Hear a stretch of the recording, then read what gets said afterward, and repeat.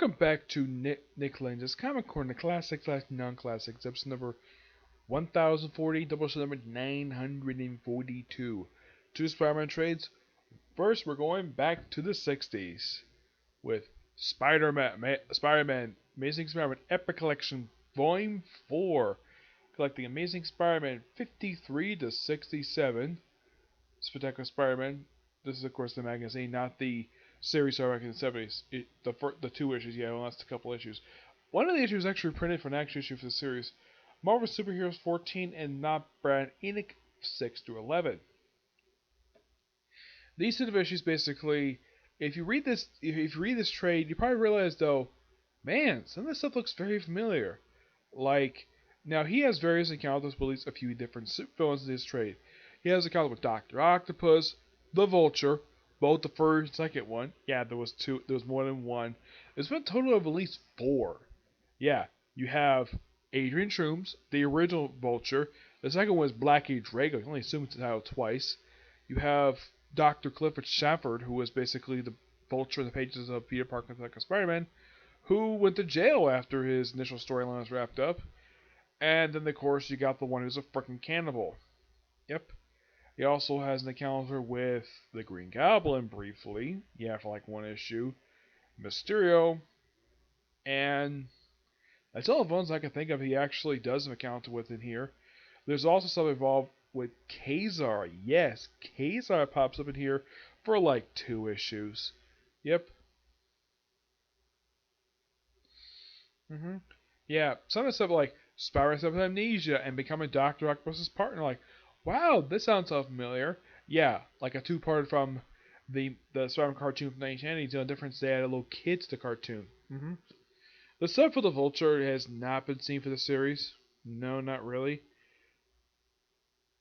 And Spider-Man in outside the comics has never met Ka-Zar.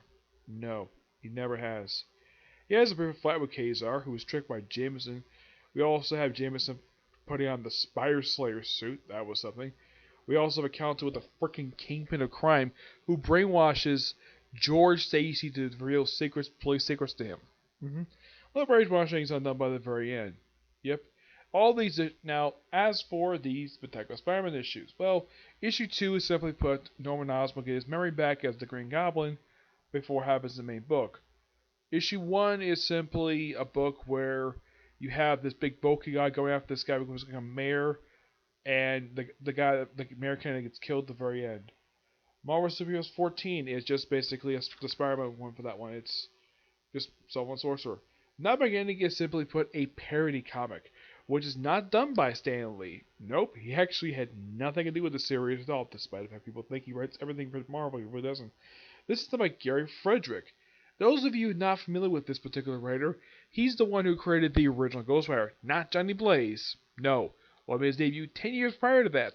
The guy who later became the Phantom Rider. Yes, the guy, he created that character.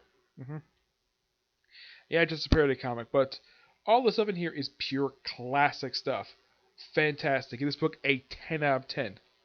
Awesome book. Next up is another Spider-Man book from modern day.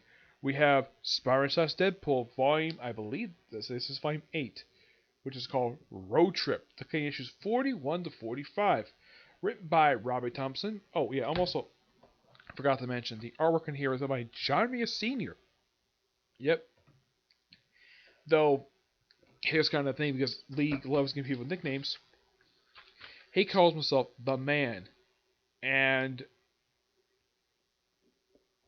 here, Rita is like over the top, John over the top Romita. Now, in the case of this is basically Spider-Man and Deadpool going on a road to the universe when they run into the Bug. Yep, those of you not familiar with this character, he's from the book called Micronauts, books done by Bill Mantlo. He wrote the entire series. He created this character. And surprisingly, despite the fact that IDW has rights to publish Micronauts, he's one of the few characters they actually retained. Unlike the rest of the Micronauts, he stayed with Marvel. And at one point, this guy was rumored to be like, it was teased that he was going to be part of the Bendis lineup for the Guardians of the Galaxy. But for some reason, Bendis changed his mind and replaced him with Iron Man. For some reason, I don't know why. As far as I can tell, this is the first time the bug has actually appeared in quite some time. Like, I can't remember the last. I think the last time he may appear was back in 2012. Yep. And we also appearance by Blastar, because why not? And of course, Spider-Man and Deadpool are traveling around in the Spidey Mobile. Yep. This thing. Yeah. This is technically the first time it's actually shown up since, well, it was the last one was destroyed in the pages of Amazing Spider-Man prior to the end of Dan Slott's run for the book. This book has got about 3 different artists on it. Yep. The artwork on here is done by Matt Hodrick with Nick Ritchie, who does issues 40 and 42. The last 3 issues, 44, 43, and 45, done by Jim Towie. Fun set of issues. Give this book a 9.5 out of 10. Oddly enough, now they also have these little people prepared negative zone who become briefly at, and he calls, and she says like when she introduces herself to Spider-Man, she says, "Yo nerds." I thought that was so funny. Now here's kind of the weird thing what happened with this book like right afterwards. In case you're wondering, is this book still published by Marvel Comics? No, it isn't. They actually end this book after 50 issues.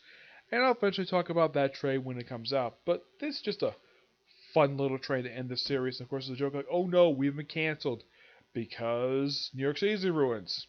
Okay, but fun stuff. I know this one's kind of short, but not really much else to say about these particular trades. They're both really good. So yeah, that's it for this particular review, and that's it for reviews for today. I think overall tomorrow I'll probably have about 2 videos to do tomorrow. One, of course, be a review of the basically 2 card Captain Sucker reviews. One review of the actual second film, the other, of course, be on the shorts. Okay? See you next view. Bye.